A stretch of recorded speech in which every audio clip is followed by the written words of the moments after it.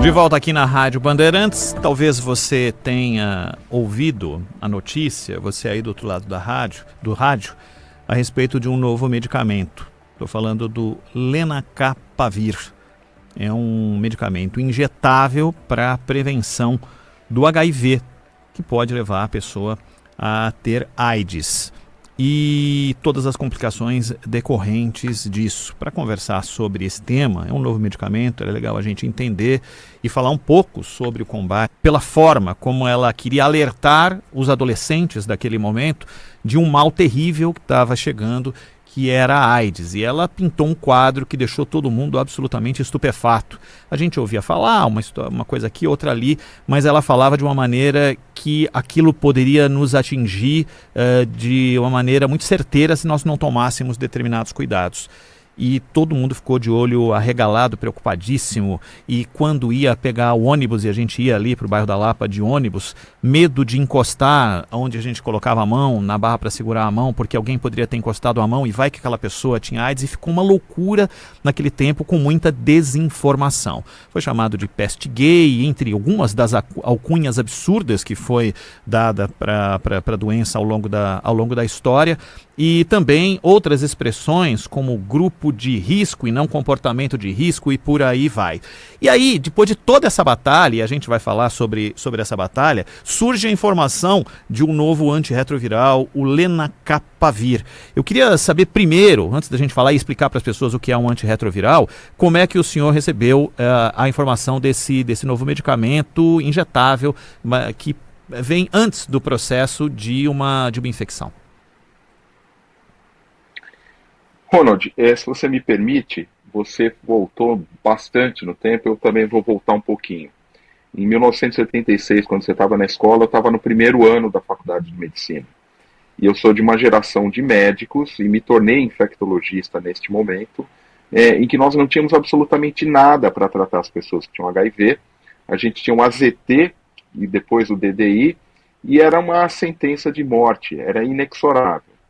Eu acompanhei de perto e de dentro toda a evolução da terapia do HIV, e hoje nós podemos dizer com muita tranquilidade que estar infectado pelo HIV, desde que você se trate corretamente e tenha um acompanhamento médico, é apenas uma condição da vida. Você não vai morrer por conta disso. Obviamente que é melhor não ter o vírus, mas hoje em dia nós temos condições plenas de controle. Um dos grandes problemas, apesar desse controle, é a adesão ao tratamento. Qualquer um que esteja nos ouvindo, que tem pressão alta, diabetes ou qualquer outro problema, ou que teve que usar um remédio por um tempo curto, sabe que tem um dia que você esquece o remédio, daqui a pouco você tomou atrasado, pulou um ou 2 dias. Então, estes medicamentos de longa duração, e no caso do Lenacapavir, de longuíssima duração, uma injeção a cada 6 meses, já tem estudos falando de uma injeção anual, eles suprem essa lacuna, porque eles tiram da sala, vamos dizer dessa maneira, o problema da adesão ao tratamento. Então, para aquele perfil de paciente em que há uma dificuldade no uso correto e continuado, por mais facilitado que esteja, dos comprimidos, a medicação injetável de longa duração é muito oportuna.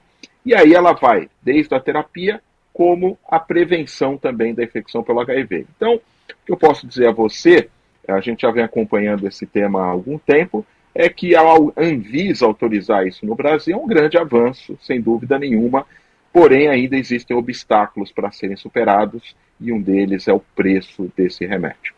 O preço sempre foi um problema, né, doutor? Se a gente depois de passar pela fase do AZT, teve gente que só conseguiu o tratamento com um processo em cima de plano de saúde, entre outras coisas, né? E a gente tem inúmeras histórias com essa característica. Alguns foram desbravadores e abriram caminho para que outros trilhassem esse mesmo caminho de conseguir que os planos cobrissem, porque tudo era muito caro. Parece que essa é uma condição que não tem características de mudança para quem precisa desse tipo de medicamento, né? Deixa eu usar uma figura de linguagem aqui, Ronald. Imagina que você acabou de comer uma feijoada e você está pleno. Se te oferecerem alguma coisa para comer, por melhor que seja, você não vai querer. Então, mais ou menos, neste momento que o lenacapavir surge, ele é como se a gente tivesse comido uma feijoada de remédios. Ao contrário do senso comum, nós vivemos um momento muito bom da terapia do HIV, especialmente no Brasil, que tem tradição nisso. Nós conseguimos derrubar os preços, nós conseguimos dominar a tecnologia de fabricação, e hoje, e não hoje, mas há muito tempo no Brasil, é uma garantia de lei de que a pessoa vivendo com HIV ela tem acesso à terapia, tanto para tratar quanto para prevenir a infecção pelo HIV. Nesse sentido, nós vivemos sim esse momento que você falou no passado, onde os medicamentos eram muito caros, mas os estudos de farmacoeconomia demonstraram que era mais barato você tratar do que deixar a pessoa evoluir para doenças que custavam muito caras. E não estou nem entrando na seara dos aspectos médicos e éticos de você não deixar uma pessoa progredir numa doença. A ponto que hoje nós conseguimos tratar os nossos pacientes com muita qualidade, muita segurança, de graça no SUS e com acesso fácil, com um comprimido por dia. Então, veja, a vontade e a necessidade que nós temos de incorporar o lenacapavir a um preço mais acessível, é aí que eu uso essa figura de linguagem. Ela não é tão grande quanto ela já foi no passado, porque nós estamos, de certa forma, atendidos. Então, é um grande avanço, mas eu acredito que não é para todos. Vai ser um produto bastante nichado, especificamente para alguns pacientes que tenham grande dificuldade de fazer a prevenção e, certamente, os que têm poder aquisitivo para poder comprar esse remédio, enquanto ele não for distribuído gratuitamente pelo SUS dentro de critérios que serão criados. Aí eu tenho que voltar um pouquinho no tempo também e falar sobre como as pessoas se comportavam. Depois do terror, né, e as pessoas achavam que deveriam usar um preservativo de corpo inteiro para não ter contato com ninguém, e métodos, conversas em todos os ambientes para se falar como é que você precisa se comportar para não ter a possibilidade de contrair o vírus, porque era uma sentença de morte. Com o avanço desse mesmo aspecto que citado pelo senhor, que é a medicação chegando ao SUS, e aí surgiu uma expressão, que é aquela: ninguém morre mais de AIDS, né? O senhor deve ter, talvez, no consultório, ter ouvido isso inúmeras vezes. E aí criou-se um caminho dos mais preocupantes, que foi o aumento de infecções entre jovens, aí aliado também aos medicamentos de disfunção erétil, mulheres casadas passaram a ser infectadas pelos maridos que também entendiam, como os jovens, de que não seriam infectados, e por tradição já não eram aqueles que tinham como a prevenção algo dentro da rotina. O senhor entende que essa nova fase, preço à parte, de que posso tomar um troço que em 6 meses eu estou garantido, vai criar também uma nova geração de pessoas desconectadas com a prevenção? Você está certíssimo, Ronald. A gente não pode vulgarizar o vírus HIV.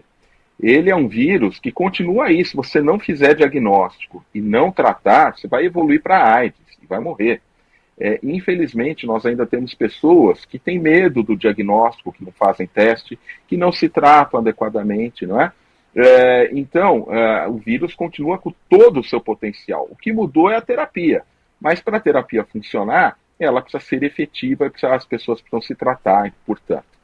Então, uma nova geração, sobretudo dos jovens, homens que fazem sexo com homens jovens, que não viveu aquilo que a nossa geração viveu, de ver o impacto da AIDS na nossa sociedade, de fato perdeu o medo.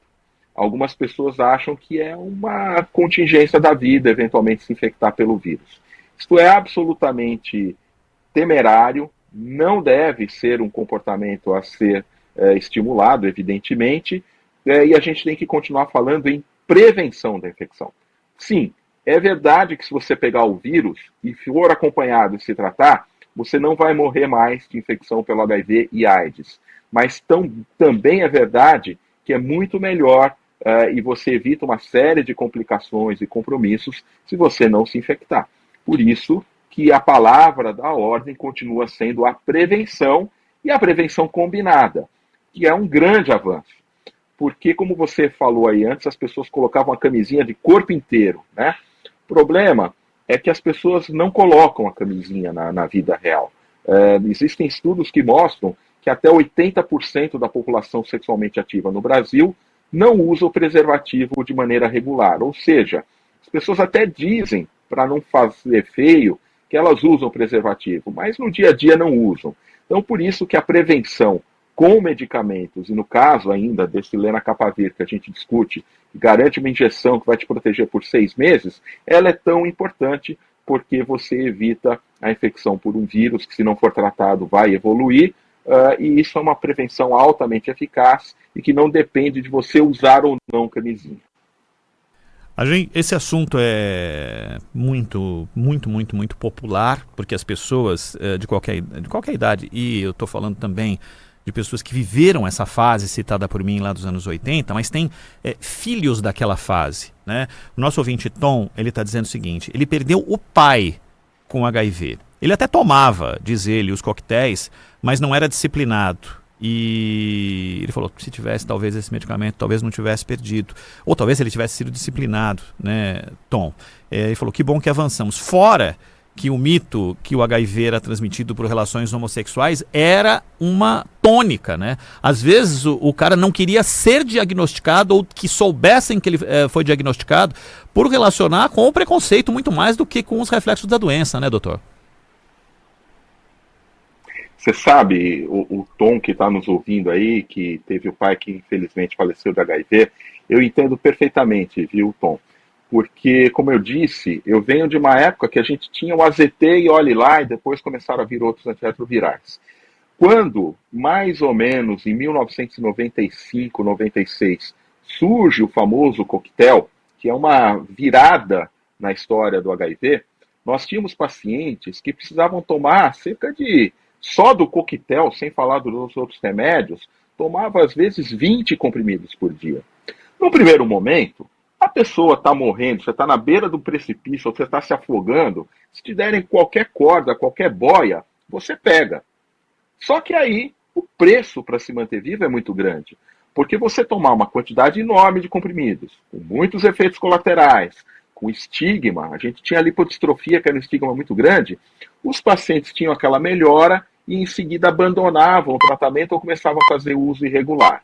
Aí vinha o segundo problema, que era a resistência do vírus aos antivirais. Então, todo aquele ganho que a gente tinha tido inicialmente, ele é perdido. Os remédios que a gente tinha eram perdidos, porque a gente não podia usar de novo, e aí a gente viveu um segundo momento de muita preocupação já com esses remédios, que era a questão da resistência do vírus aos antivirais. E é nesse momento que muitos pacientes, como o pai do Tom, faleceram, mesmo já tendo acesso a essa medicação, porque era muito difícil. A gente não pode fazer julgamento moral, a gente não pode apontar o dedo para ninguém, porque quem viveu isso como médico, ou como cidadão, ou como pessoa infectada, e que tinha um mínimo de sensibilidade para observar a complexidade daquela situação, compreende que era razoável que uma pessoa, às vezes, se atrapalhasse até por falta de conhecimento, ou por uma total incapacidade física de tomar uma quantidade tão grande de remédios. Por isso que a ciência veio evoluindo com novas gerações de antivirais que resgatavam, atuavam naqueles vírus que tinham se tornado resistentes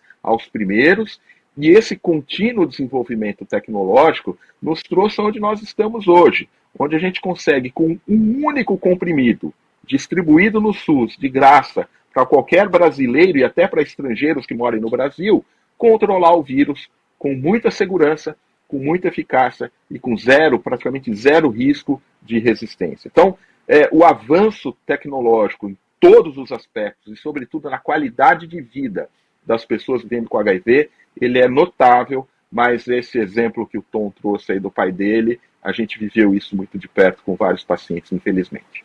O senhor citou aí a questão da lipodistrofia e eu fui visitar, nos anos 2000, visitar a Casa Vida, casa do padre Júlio Lancelotti, né, que atendia exatamente crianças que tiveram infecção a partir da mãe, né? E nasceram já, a grande maioria delas, já nasceu com HIV. E a gente sabe, algumas delas já tinham essas características porque elas são da época dos 20 comprimidos, né? Ou quase 20 comprimidos.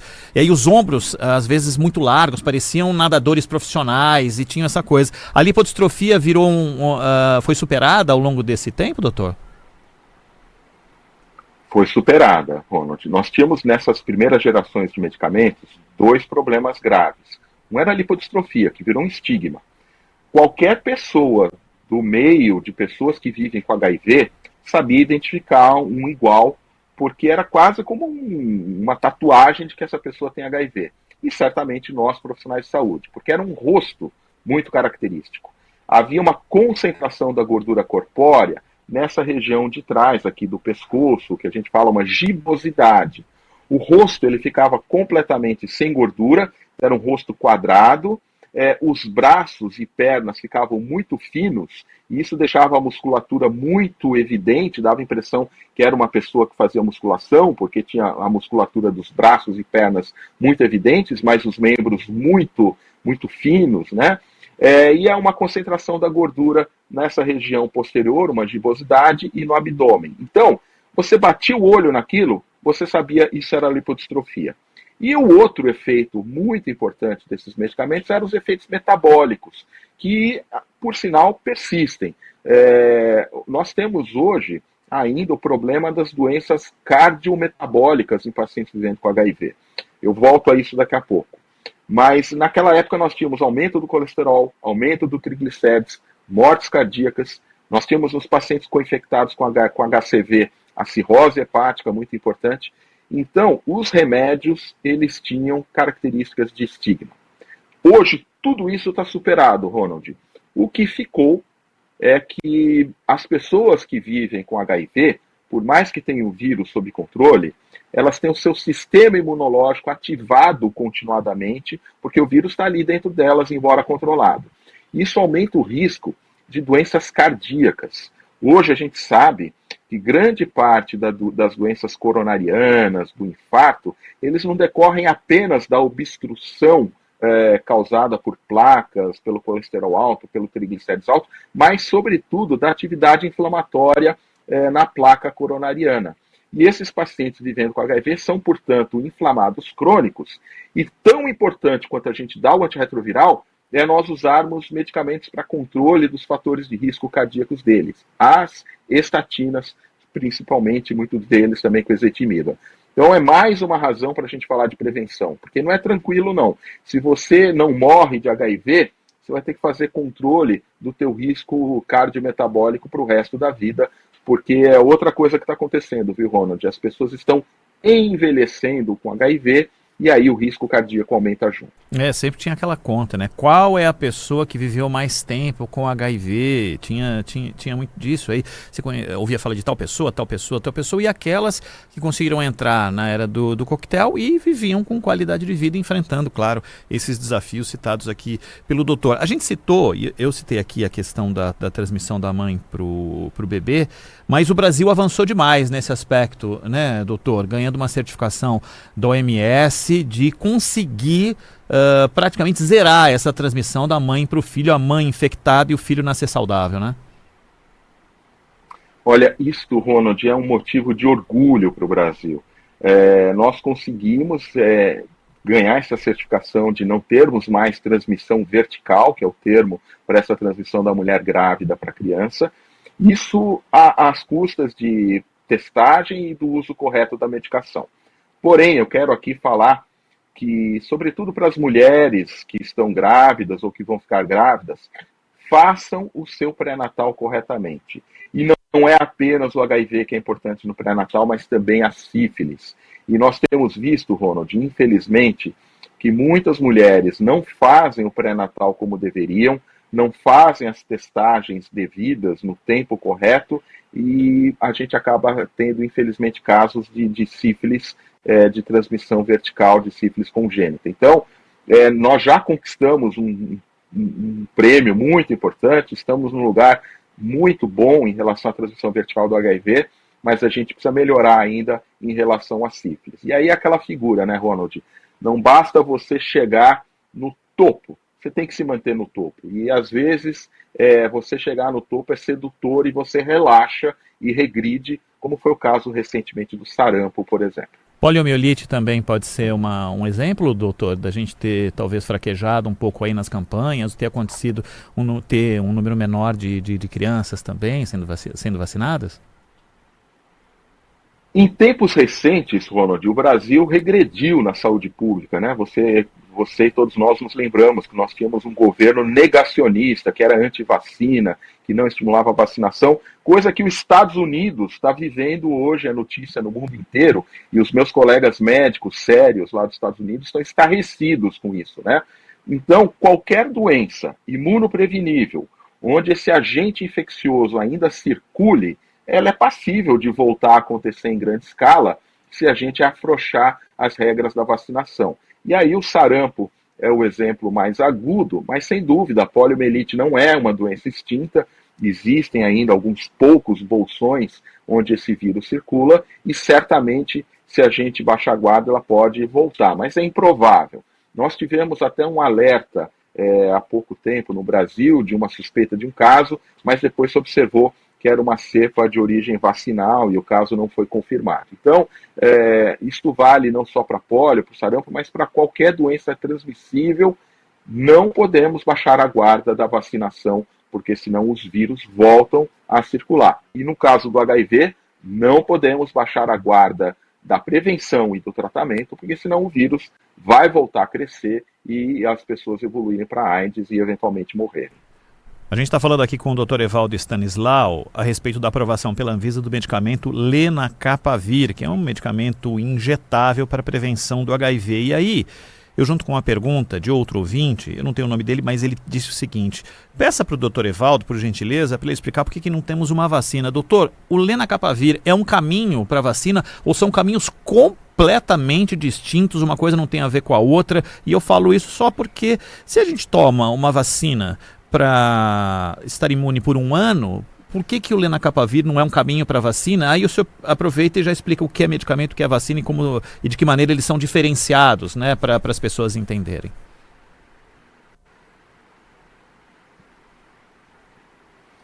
Olha, o Lenacapavir não é uma vacina. O Lenacapavir é um medicamento antiviral de longa duração. O que ele tem de diferente é que uma vez que você injete, ele vai ficar circulando no corpo do paciente por 6, talvez 12 meses. E neste período, o remédio, o antiviral, vai impedir que, se caso o vírus HIV entre neste paciente, que ele se reproduza, que ele crie raízes ali e infecte esse paciente.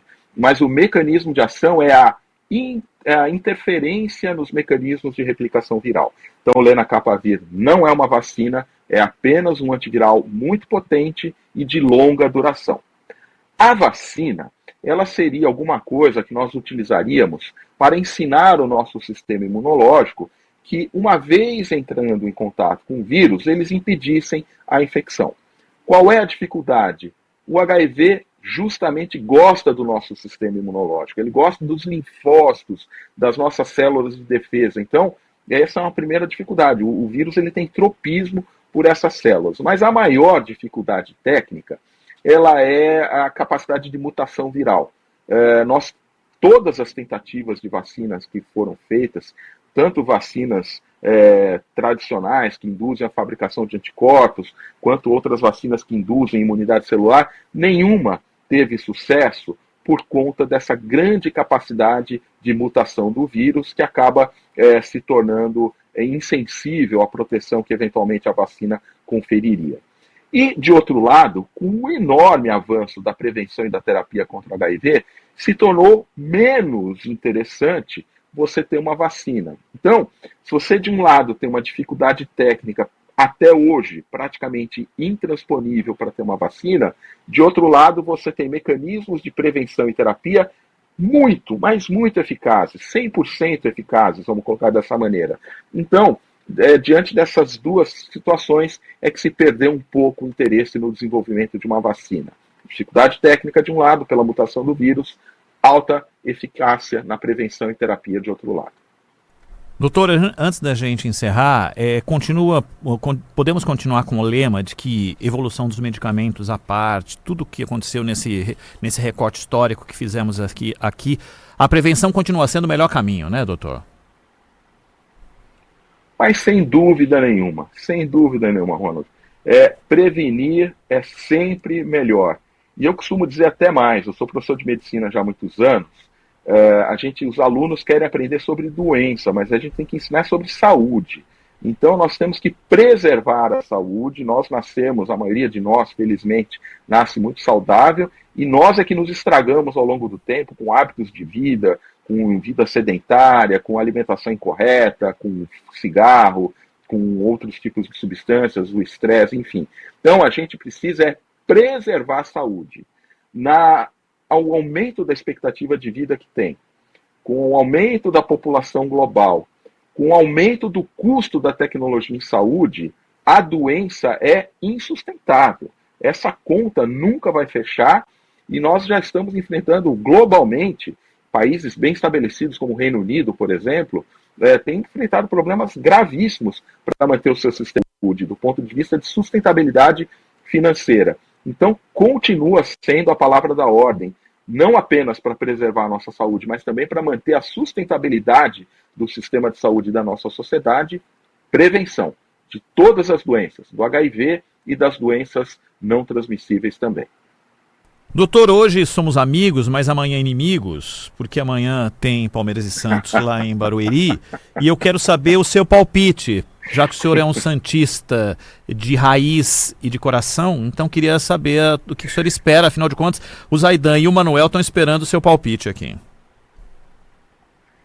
Olha, eu vou te dizer uma coisa, Ronald, eu tinha que ter adivinhado isso. Quando você me convidou para essa entrevista, eu falei, tinha alguma pegadinha aí, era para fazer essa pergunta. Era. Pois o Santos vai ganhar amanhã de 2-0, Ronald. É mesmo? Olha, vai ganhar. Gol do Vamos Gabigol, repetir a vitória doutor? do Brasileirão. Ah, perfeito. E gol do Gabigol ou não? Gol do Gabigol. Ah, perfeito. Ele vai marcar 2 amanhã. Tá e bom. vai ter um anulado, que senão ele faria... Aí é um esculacho, né, doutor? Aí já é um esculacho. Doutor Evaldo, muito obrigado, doutor Evaldo Stanislau, que sempre nos atende aqui. Você ouve o doutor Evaldo o tempo todo aqui na programação da Rádio Bandeirantes. Hoje um assunto específico, falamos sobre um novo medicamento para barrar o HIV. Doutor, muitíssimo obrigado pela tua atenção conosco aqui. Até uma próxima.